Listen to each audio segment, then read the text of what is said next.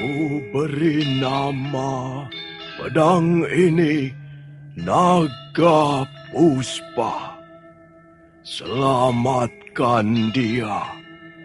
Jangan sampai jatuh ke tangan pendekar berwatak jahat.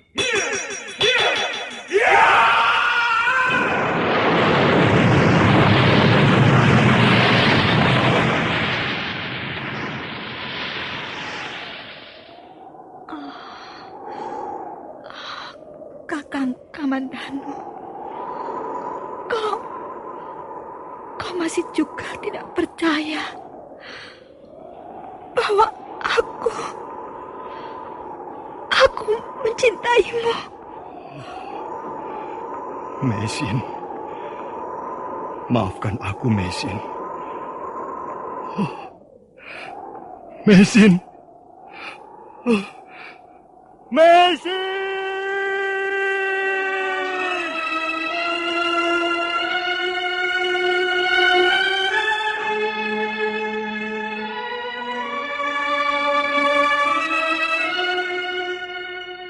Tutur Tinula.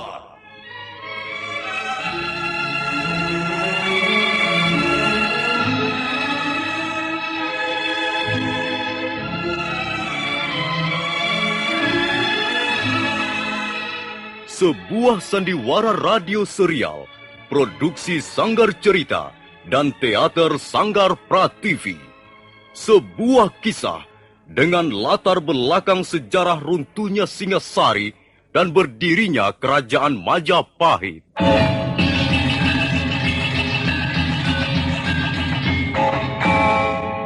Sandiwara ini didukung oleh pemain-pemain radio yang sudah ternama.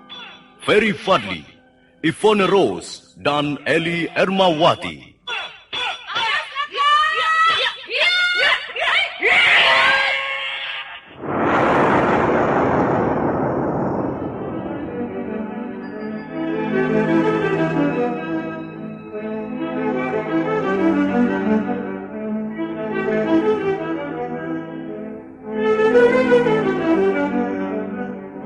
Cerita ini ditulis dan disusun oleh S. Tijab.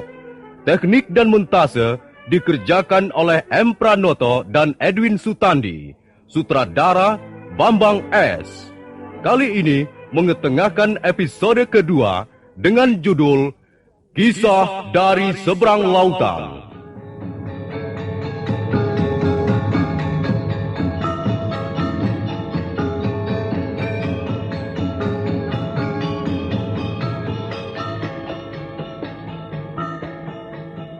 Dalam seri yang ke-42 ini didukung oleh para pemain.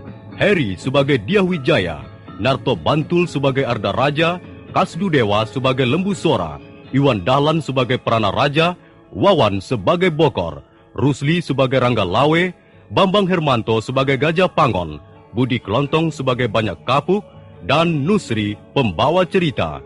Selamat menikmati.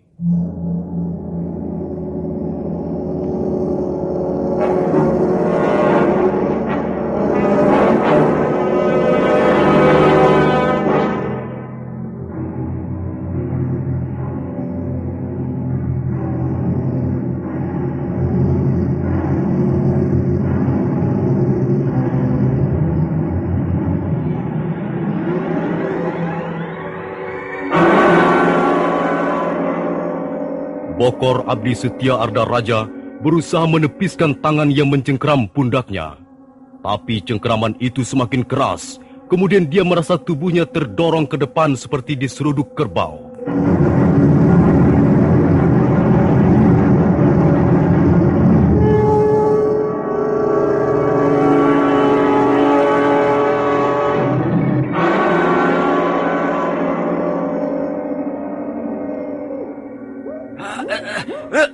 Kurang ajar.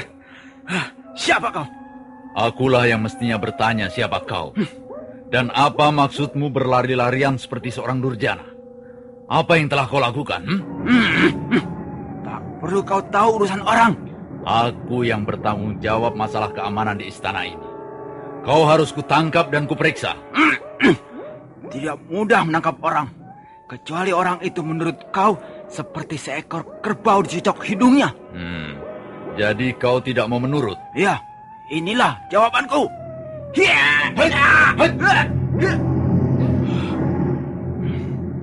Tenaga orang ini besar sekali. Seperti tenaga seekor banteng yang sedang marah karena terluka. Kalau aku tidak segera mengambil tindakan, bisa repot nantinya. Ayo, mengapa tidak menyerang lagi? Sudah menyerah? Marilah, berikan tanganmu untuk kuikat dan kuperiksa di gardu penjagaan. Kau pasti orang yang mempunyai niat kurang baik. Kau akan bisa menangkap aku kalau aku sudah terbujur menjadi mayat. Iya, bagus. Jadi kau ingin bermain-main dengan pedang, ha? Aku tidak bermain-main. Aku akan membunuhmu. Iya.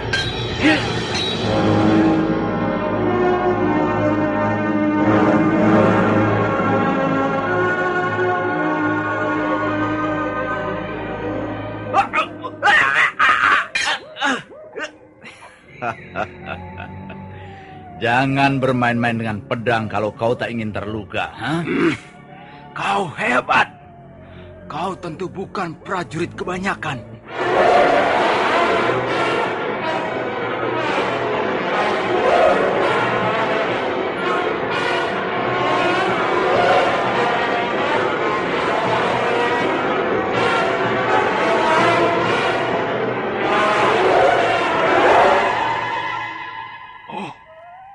Gusti Lembu Sora. Apa yang terjadi, Pranaraja? Hamba tengah mengejar seorang durjana, Gusti. Lembu Sora. Jadi orang inikah yang bernama Lembu Sora? Senopati perang Singosari yang sangat tersohor itu. Oh, pantas aku tidak mampu menandinginya. Coba kau lihat, Pranaraja. Aku telah menangkap orang ini. Diakah orangnya? Ya, pasti dialah orangnya, Gusti. Dia juga mengenakan pakaian warna gelap, Gusti. Apa yang telah dilakukannya? Dia telah memasuki ruangan tidur hamba dengan merusak daun jendela, Gusti. Coba perhatikan. Apakah kau mengenalinya? Hai, pencuri busuk. Perlihatkan mukamu. Ayo tengadahkan wajahmu. Aku mau melihat. Apakah aku harus memaksamu, ha? Tidak, Gusti. Rasanya hamba belum pernah melihat orang ini. Mungkin orang luar. Entah apa maksudnya dia memasuki wisma hamba. Yang jelas bukan maksud baik. Pasti ada yang berdiri di belakang peristiwa ini. Maksud Gusti, dia hanya orang suruhan. Ya. Pasti ada yang menyuruh dia. Tapi siapa, Gusti? Rasanya hamba tidak mempunyai musuh di istana ini. Jangan cepat mengambil kesimpulan begitu, Pranaraja. Musuh di depan mata memang tidak. Tapi musuh di dalam selimut, mana kita tahu? Ya, benar, Gusti. Lalu apa yang akan kita lakukan terhadap orang ini, Gusti? Aku akan mengorek keterangan dari mulutnya. Tapi jangan di tempat ini. Bawalah dia ke gardu penjagaan. Baik, Gusti. Hai, ayo bangun. Jangan meringkuk seperti kambing buruk begitu. Ayo bangun dan ikut kami.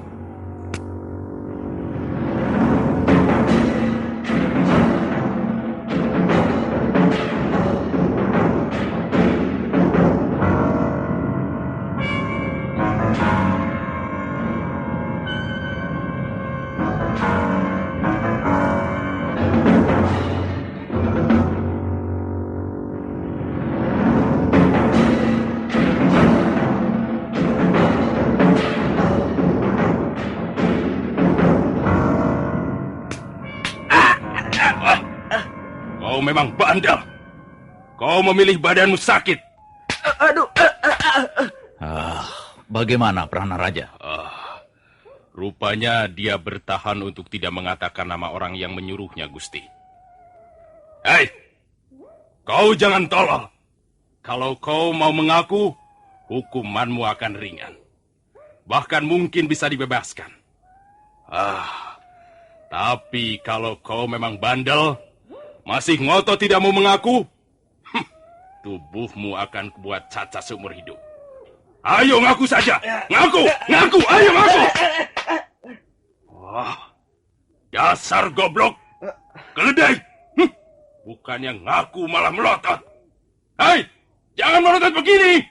Ayo, tundukkan mukamu. Gusti. Lihat, Gusti. Ada apa?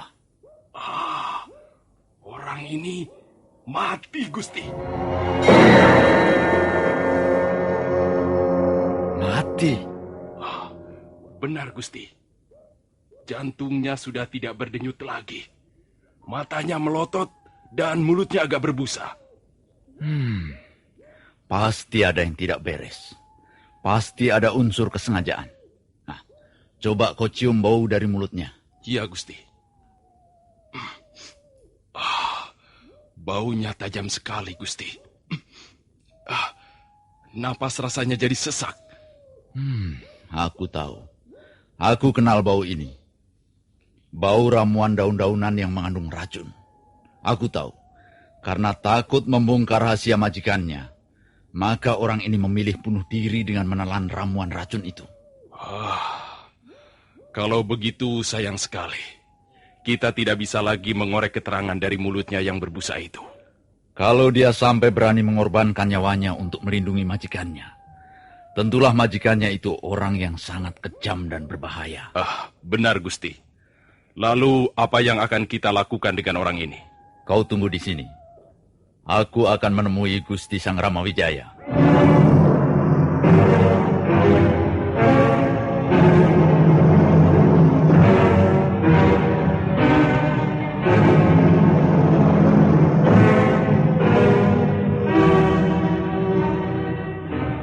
Bergegas Lembu Sora meninggalkan Prana Raja yang masih berdiri tak jauh dari mayat Bokor.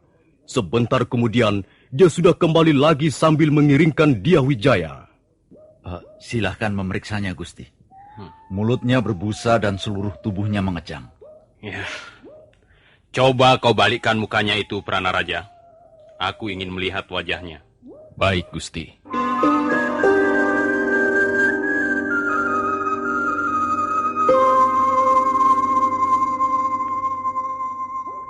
Bagaimana?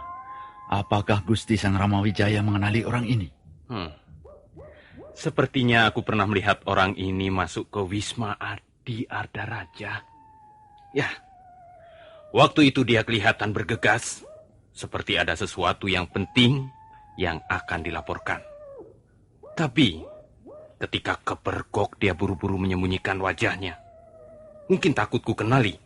Kalau memang dia orang kepercayaan Gusti Ardaraja, berarti keadaan kita lebih terjepit, Gusti. Sekarang terserah bagaimana Gusti menyelesaikan masalah ini. Begini saja, mayat orang ini jangan dikuburkan dulu. Aku akan menemui Adi Ardaraja malam ini juga.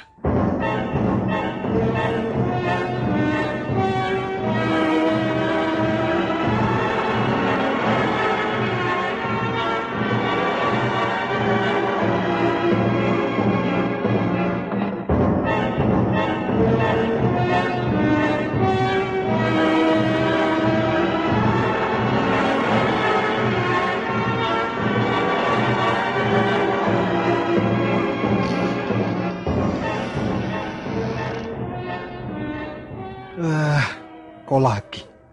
Ada perlu apa lagi, Kakang Sang Ramawijaya? Aku ingin minta bantuanmu, Adi Ardaraja. Bantuan apa? Malam ini ada peristiwa pembunuhan. Aku ingin minta bantuanmu untuk mengusut peristiwa ini. Di mana peristiwa itu terjadi, Kakang? Mari ikut aku. Adi Ardaraja akan dapat melihat sendiri.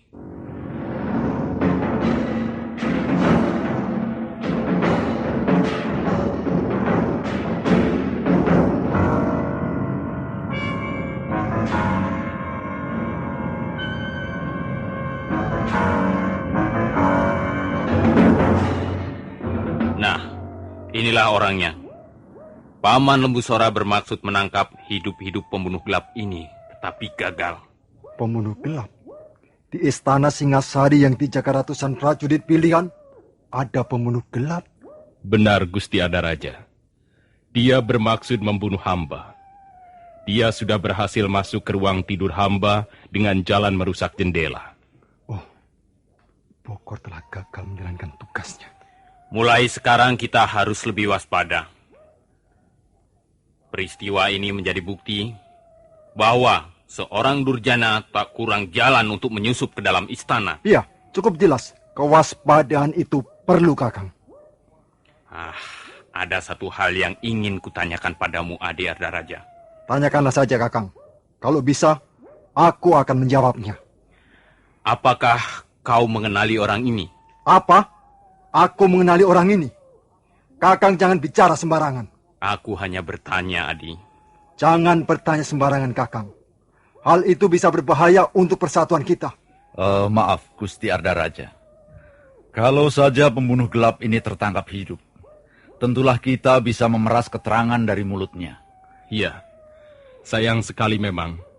Dia keburu mati dengan menelan ramuan racun. Barangkali maksud Gusti Sang Ramawijaya. Siapa tahu Gusti Ardaraja pernah melihat orang ini entah di mana. Hal itu tentu bisa kita jadikan petunjuk dalam pengusutan peristiwa ini. Oh, tidak. Aku tidak mengenali orang itu. Ya, aku tidak pernah melihatnya. Maaf, Adi Ardaraja. Aku pernah melihat orang ini. Nah, kalau begitu Kakang bisa mendapat petunjuk untuk mengusut peristiwa ini. Bukankah itu yang kau inginkan? Ya, tapi petunjuk seperti itu tidak selalu mengembirakan, Adi. Mengapa? Aku sendiri heran. Aku hanya melihat sekali orang ini, dan itu pun secara kebetulan. Sekarang aku sedang berpikir, apakah ada hubungannya orang ini dengan Adi Ardaraja? Apa maksudmu, Kakang? Kau menuduh aku berhubungan dengan pembunuh gelap ini? Apa dasarnya tuduhan itu? Dan apa buktinya? Entah benar, entah tidak penglihatanku ini. Tapi aku sepertinya pernah melihat orang ini memasuki pintu rumahmu.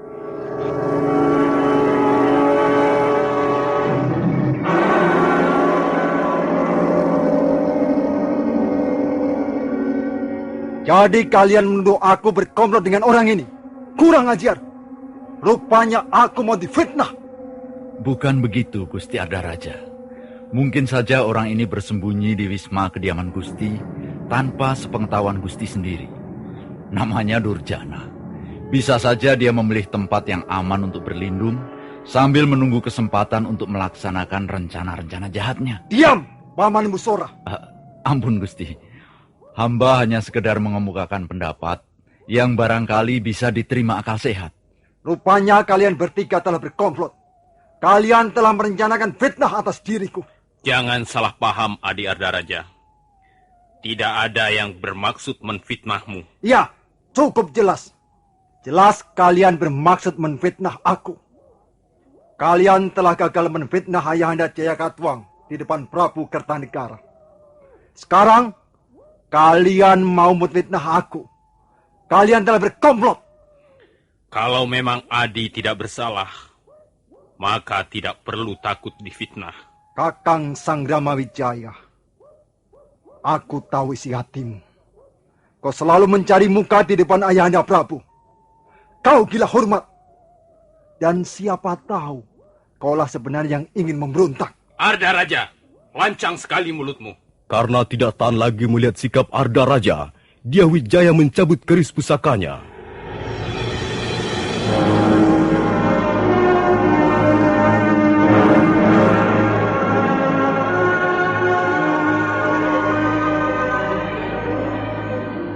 Ayo Ardaraja, jangan hanya pandai bicara, memutar balikkan peristiwa. Jadilah laki-laki sejati. Jadi kau menantang perang tanding, Kakang? Sudahlah, Gusti. Janganlah hal ini dibesar-besarkan. Kalau sampai terjadi baku hantam di antara sanak kadang sendiri, bukankah kita juga yang rugi?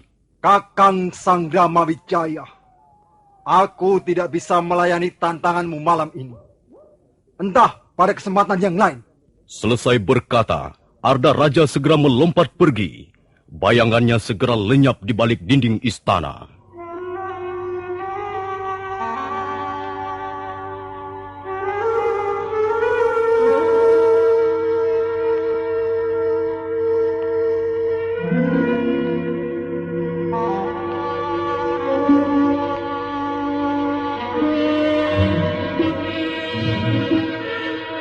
Oh, aku hampir tak bisa menguasai diriku, Paman Lembu Sora. Untung Paman segera memperingatkan. Lebih baik Gusti istirahat. Gusti kelihatannya lelah sekali. Baiklah, Paman. Aku memang lelah sekali. Tolong kau urus mayat orang itu. Jangan sampai peristiwa ini bocor kemana-mana. Karena hal itu bisa menimbulkan keresahan di dalam istana. Tapi mulai malam ini, kita harus lebih waspada menghadapi Arda Raja. Aku mendapat kesan dia menyembunyikan sesuatu yang buruk di balik penampilannya yang ramah. Nah, begitu lebih baik, Gusti. Kita berjaga-jaga saja dalam istana, sambil menunggu berita dari Desa Mameling.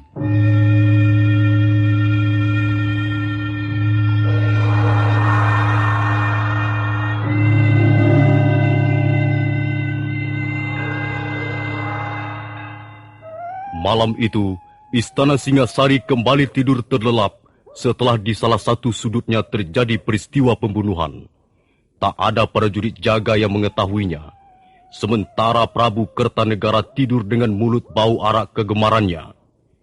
Kita tinggalkan sejenak Istana Singasari, dan marilah kita ikuti perjalanan Ranggalawe bersama pasukannya.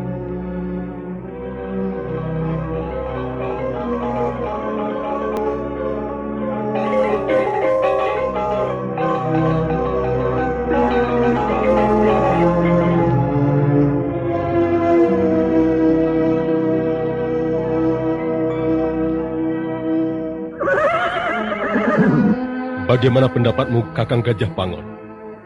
Apakah kita menunggu Fajar datang, atau sekarang juga kita teruskan perjalanan sampai ke Mameling sana? Mameling sudah tidak terlalu jauh dari sini, Adi Ranggalawe. Kalau begitu kita jalan terus. Bagaimana pendapatmu, Kakang Banyak Kapuk? Memang sebaiknya kita jalan terus, Adi Ranggalawe. Menjelang fajar kita bisa mencari tempat untuk memasang tenda-tenda pertahanan. Kita belum tahu persis kekuatan pasukan gelang-gelang yang ditancapkan di Desa Mameling. Sedangkan pasukan kita hanya berjumlah 500 orang, Kakang. Apakah mungkin kita mengadakan serangan terbuka? Rasanya tidak mungkin, Adi Ranggalawe. Lebih baik kita istirahat 1 hari. Kemudian besok malam baru menyerang dengan siasat perang malam. Ya, benar Adi Ranggalawe. Usul Kakang Banyak Kapuk rasanya paling tepat. Kita membutuhkan 1 hari untuk memulihkan tenaga. Iya. Desa apa ini namanya? Desa Lawor. Setelah menyeberangi sebuah bukit, barulah kita masuk Mameling. Iya, aneh sekali. Ada apa, Adi Ranggalawe? Kau mencium sesuatu? Iya. Naluri prajuritku mencium sesuatu yang berbau kurang sedap, Kakang. Apa maksudmu? Awas. Hati-hati, Kakang Gajah Pangon. Kakang Banyak Kapuk. Aku merasakan bahaya mulai mengancam di sekeliling kita.